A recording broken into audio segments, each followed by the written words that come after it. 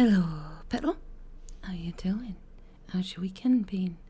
It's been a crazy one, hasn't it? My God.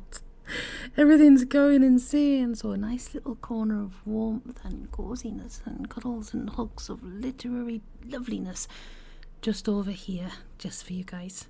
So, hello. Thank you for being here. I appreciate you.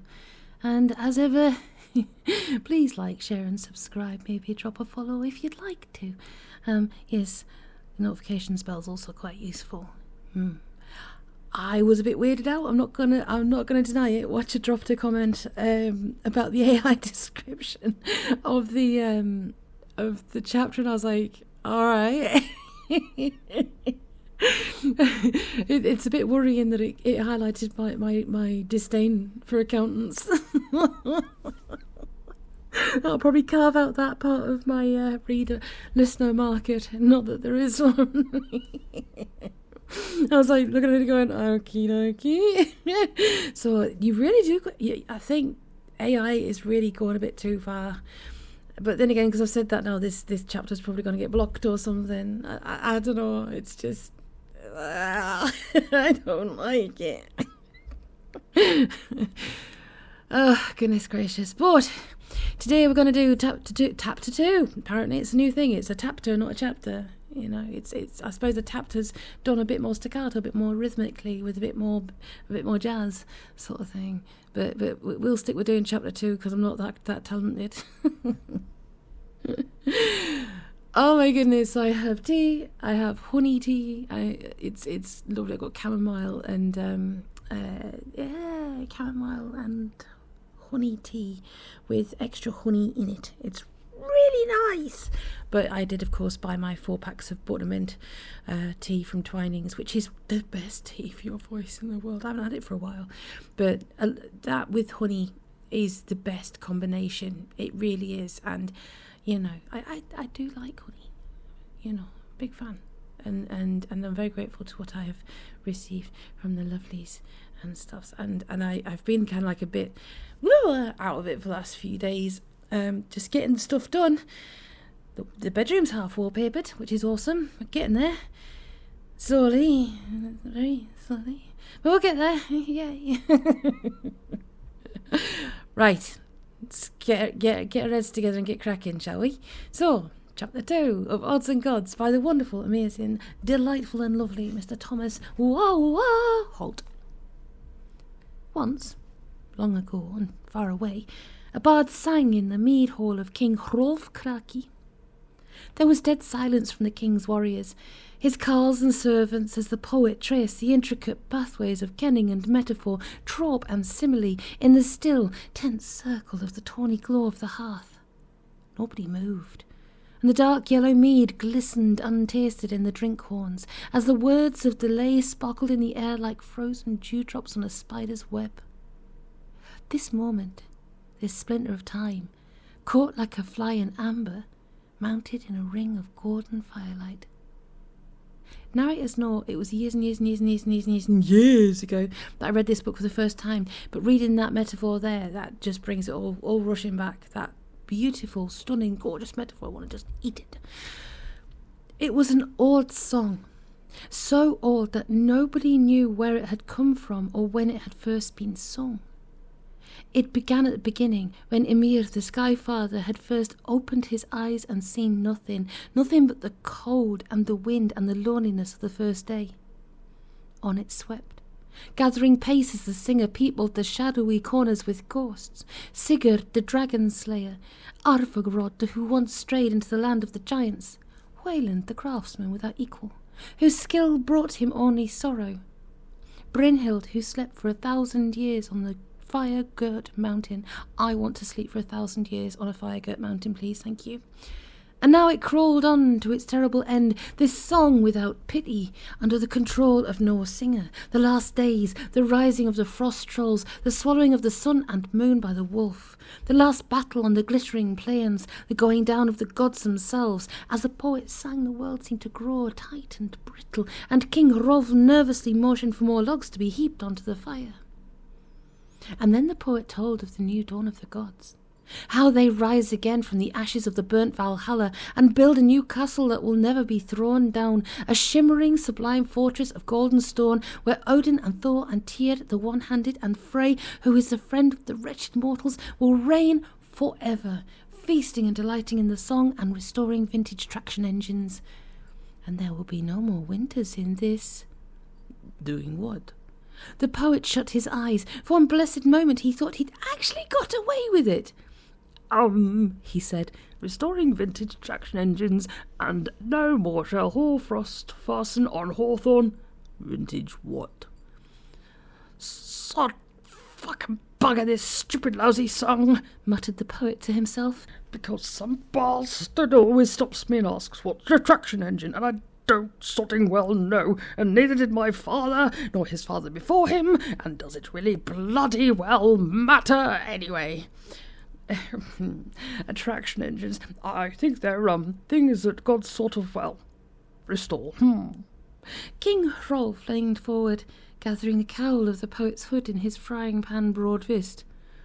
Are you, he growled, taking the piss?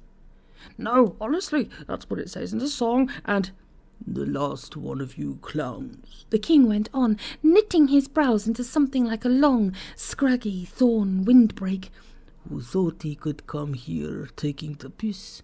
The king's face melted into a savage grin.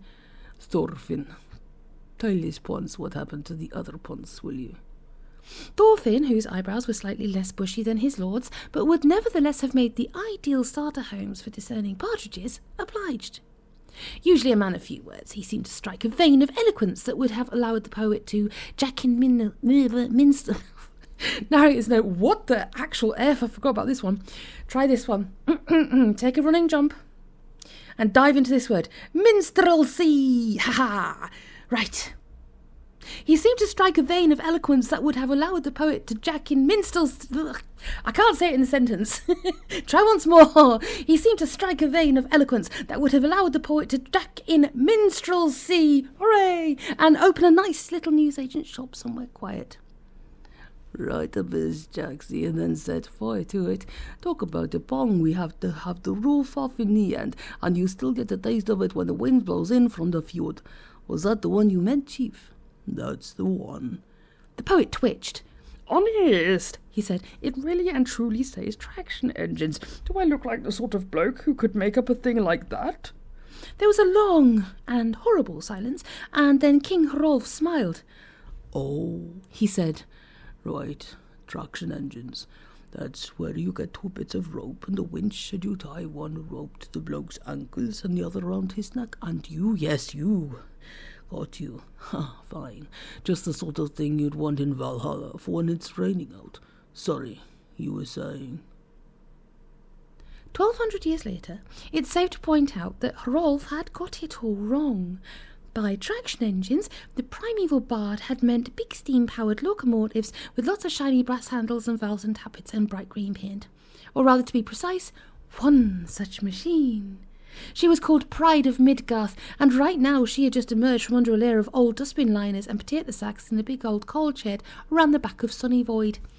It had taken a millennium of painstaking effort to get her looking the way she did now, which was a right mess. Now, it is not. Do you remember those steam fairs, right? In the southwest of England down here, like kind of Glastonbury, Somerset way, they would always have these steam fairs. They do sometimes up north as well, you know, just around and about. And they've always got like steam engines and traction engines and that sort of thing. And one thing, this is a bit of a tangent, one of my, not quite a phobia, but makes me really uneasy. Have you seen those like steam music organ things? And they've got these little dolls on them. And they've got one doll in particular who has the bell, and he has a baton, and he donks the bell, and it goes ping, and every time it goes ping, his head moves to the side, and he looks at you straight in the face, and then he looks straight again, and he goes ping, and he looks you straight in the face, and he looks back, and he can look into your soul. He sees everything you've done. He knows your secrets. Ooh. But it's kind of close to Halloween, so. But seriously, those things are really creepy. Right. I told you, said Thor, taking a step backwards. Wait until the first coat's completely dry before you bung on the second, otherwise it's going to smear. But no, someone had to know best. Odin scratched his beard. The paint must have been no good, he said. I told you just because it's cheap. Nothing wrong with army surplus paint, Thor replied, provided, he added irritably, it's allowed to dry properly, provided some great Jesse doesn't go slapping a second coat on while the first is still tacky. I think it looks rather nice, said Frey, absently chewing a peppermint. Sort of dappled. Thor ignored him. It'll have to come off, he said. Strip it right down and over again, then go over it top to bottom with wire, wool and trike, and then back to square one. God, what a waste of bloody time. Not necessarily, replied Odin mildly. We could always look pilk. Thor interrupted. It's my bloody engine. We'll do what I say just for once, before you ruin it completely. Odin shrugged. It was indeed Thor's engine, and always had been. 2,000 years ago it had been the chariot of the thunder on which the Lord of the Tempest rode across the sky on his way to do battle with the frost trolls. 1,950 years ago, this Wednesday fortnight, however, it had popped a gasket in the upper inlet manifold, flooded the outer compression chamber, and seized the main drive shaft bearing solid on the integral cam. After belting it around with his hammer for a bit and using a certain amount of intemperate language, Thor dumped it in an outhouse and bought himself a replacement, a sort of 20,000-ton fire-spitting phosphorescent milk float with sized wheels, and a built-in rev inhibitor that limited the maximum speed to 6 miles an hour. It was pathetically slow, but very cheap to insure, and it didn't keep breaking down in the middle of the glittering plains, slap bang in the epicentre of enemy territory, and miles from the nearest call box. 1,320 years ago came Lammas Eve. Odin had idly remarked that they could have fun doing it up again once they retired. It would be a nice little hobby for them, he'd said. They could get it running and hire it out for flower shows and village fetes and gymkhanas. Narrator's note, see that, exactly, those things. But another thing about steamrolls and stuff, which is really, really awesome, right? In my junior school, way back in the dawn of time when God was a boy, in my junior school, they actually had a steamroller in the playground. This is before health and safety and all that sort of thing. They had kind of up-ended concrete, cylinders that you could climb on and metal climbing frames with concrete underneath and swings with concrete and a concrete wall and there's a theme. Big, massive concrete cylinders that were on their sides, like tunnels that were just naff. But the crowning glory of this playground was a steamroller. People could climb on that steamroller, but there was only 6 kids allowed on at a time. Or so they thought. You could climb into the cab. People climbed on the wheels. People climbed on the roller at the front. It was cemented in place. Nothing could ever go wrong. That is until Lionel Marshall came along. Lionel Marshall, I remember that name even to this day. Narrator's note, this could be a fake name, it could be a real name, who knows what name it is, but then again, it's only a story and an anecdote to be intended, and no harm on anybody else. Poor Lionel Marshall. He was not one of the most affluent children, came from the less affluent sides of town, and, he was generally mocked because of that. Junior school kids were horrible and mean. I generally didn't talk to anybody, which was good. I digress. But the poor lad, seriously, no word of a lie, 3 times he fell off that steamroller in the 2 years I was at that junior school. 3 times he fell off that steamroller in that short amount of time, and each time he cut his chin, he cut his forehead, and he cut his elbow. Each time he fell off, he'd do himself an injury. They took it out after that. Well, I think it's about 10 years after that, but, British schools. It's probably got one of those safe play areas now where you don't bounce. I digress. 996 years ago, the gods of the great Aesir had clocked off for the last time, received their signed testimonials and gold watches from the Scandinavian nations, and retired to New Valhall, a purpose-built, specially designed complex in the upmarket suburbs of Musselburgh.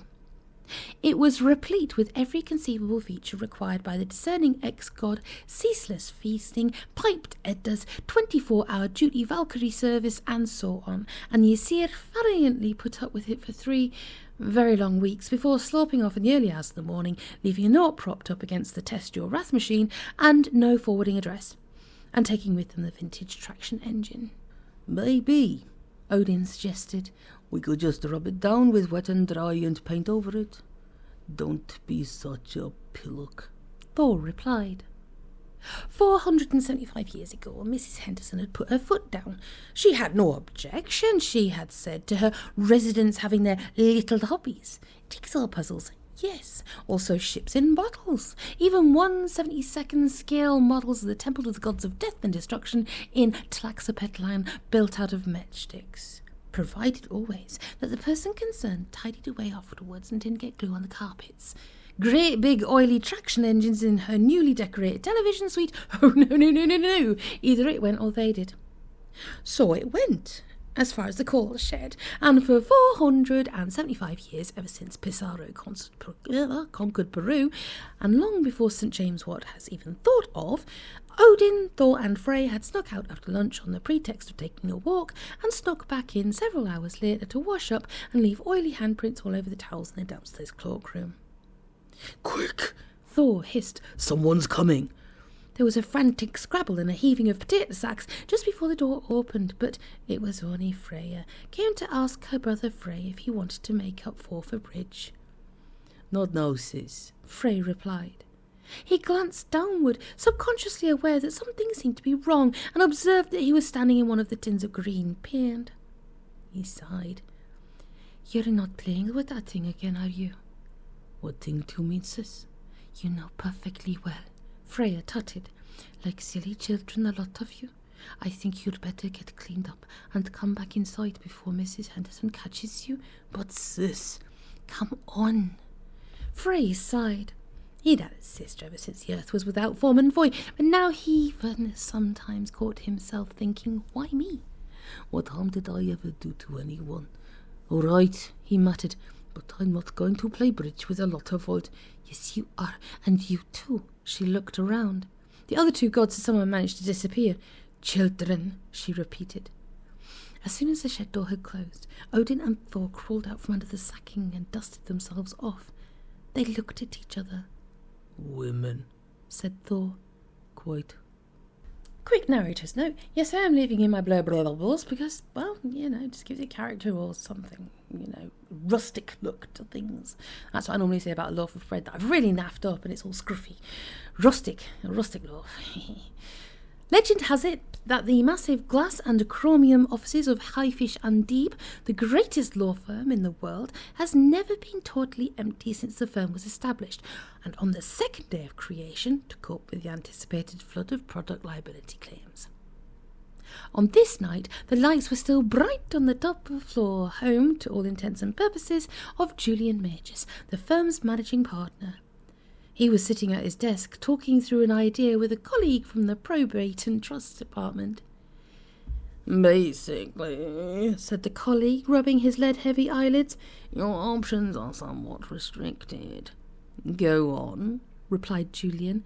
Well, the colleague continued, on the inheritance front, expectations-wise, I feel I have to advise that we're in a pretty narrow band in relation to the justifiable aspirations position, like prima facie on the facts as presented to me. Before there can be an inheritance, there has, strictly speaking, to be a death. Yes, this is going to be a problem, isn't it? There's no such thing as a problem, Leon, Julian replied slowly. Only an opportunity in fancy dress. You do well to remember that if you ever want to get on in this profession. Well, yes, said the colleague, his palate suddenly dry. Absolutely. I think we're 100% ad idem on that viewpoint, sounding a slight note of caution, however.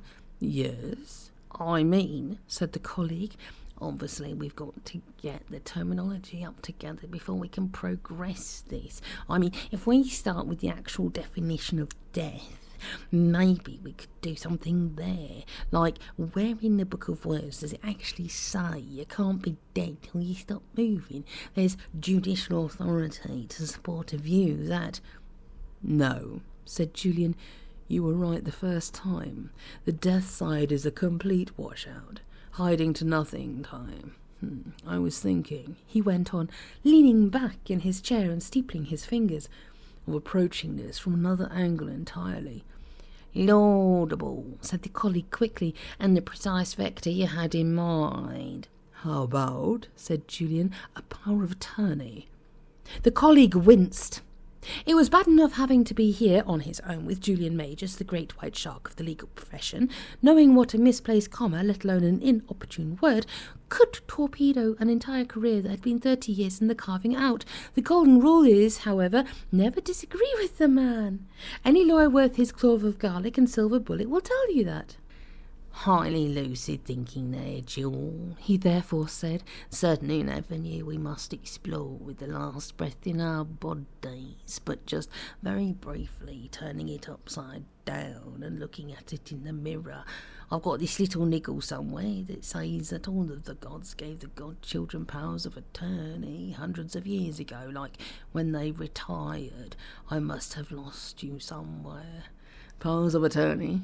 Yes. Julian replied, staring at the corner of the ceiling. But not permanent ones. They could be revoked like that any minute. What we want is something a little bit more lasting. But the colleague could feel the hot breath of Mr. Cock-up on the back of his collar, but somehow he couldn't help himself. I'm clearly being really dumb here, but all powers of attorney can't be revoked, can't they? Julian smiled. It was a long, slow smile, generations back in its evolutionary matrix. Wolves and bears and saber-toothed tigers had played their part in its development. That smile alone was worth hundreds of thousands of dollars every year to the firm of Halfish and Deeb. Not if the person giving the power is certified insane, Leon, he said. I'd have expected you to have thought of that one for yourself. I think the only thing that's close to, like, you see, the thing is, I like lawyers on one side. I like the ones that kind of actually do stuff to help people. But the lawyers on the other side who defend the criminals, knowing that they're criminals, and those ones I don't like. I mean, everybody's got a right to a fair trial, apparently, supposedly. But I don't like those sneaky double-faced lawyers that don't follow the law. You know, there's a law there for a reason. I mean, it's all down to interpretation, let's face it, but, you know, I got a bit serious there. Sorry. I hope you enjoyed this one with its little bit of bubbles. But yes, I just wanted to kind of catch up a little bit. I seem to be always on the back foot right now. It's like, But, yes, back to doing this sort of thing. It's really, really quite awesome. The next, I've had a suggestion, which I think is a really good idea, but depending on being its popularity and if it would actually work out with everybody. Because there has been a few days between chapters through work and whatnot. And do you know, somebody had the audacity to literally, right, I don't get paid for this, right? And I do it out of love, and I love what I do. And you know, I can get a bit snarky when it comes down to people going, meh, meh, meh, meh, meh, meh, meh, meh. You know what I mean? It's like I can take feedback, and I've got no problem with that at all. And if I mess up, I'm like, I own it. Put my hands right up in the air and go, me, you know. But the audacity of entitlement, it irks me. It irks me. Like, because I've done a whole series of a particular book on here, which was a lot of work. You imagine, for every hour that you see on here, I've done a total of 3 hours work for every hour, you know, produced. And when somebody basically orders you to upload the remaining 4 books of the series without a please, thank you, bye or leave or up your duff and all that sort of malarkey, I was like, you're kidding me?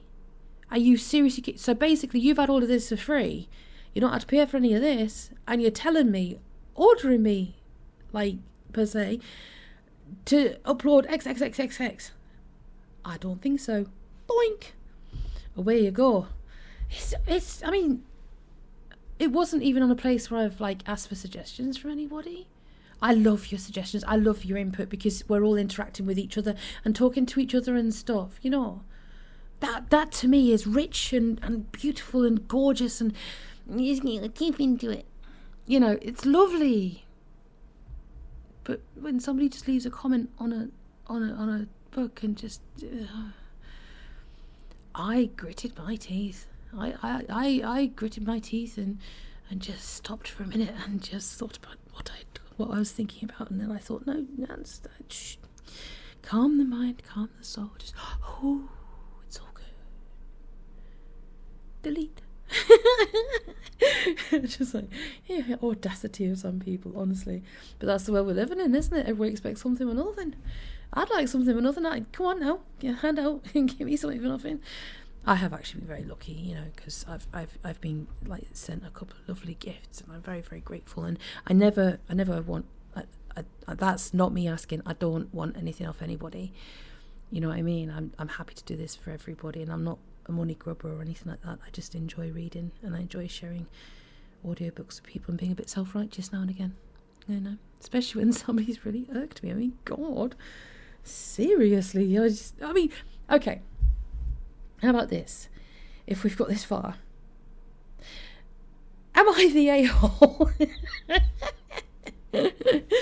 So, as in the whole Reddit story thing, just put, I don't know, if I am, put an apple. If I'm not, put a banana. Oh my goodness, I didn't say anything to them. I didn't do anything. I just hid them from the channel so they couldn't access the channel. That was it. You know, like, you've had your fair share, you've had your fun, you've had everything that you want. Now you can go and, you know, off you pop, petal. Off you go. So am I the a-hole for, like, removing somebody from the channel who was asking for more books? I shouldn't feel guilty about this, because they didn't even say please. If they said please, I might have thought about it. But they didn't say please. They didn't even kind of like go, hi, I enjoy what you're doing. You know, I don't want a compliment, just like an acknowledgement would be nice. People. See, this is why I don't normally like involve myself with people. I gotta watch what I say on this as well, if it's having summaries. God, imagine a summary on this one. That's gonna be entertaining. I best shut my mouth before I drop myself down a rabbit hole. But I'm looking at this other chapter, which is 3, 6, 9, 12, 15 pages. I might just about get the next chapter done. So, take care of yourselves. You know what I say about being weather dependent on what you wear and what you do. I will think of a decent sign off one of these days. Maybe some music. Yeah. Could like sing a little song, put some music behind it. You know, like I used to do. Just jolly and like, instead of complaining a lot. Oh my goodness, people. Jeepers creepers. But, over and above everything else, take it easy, petal.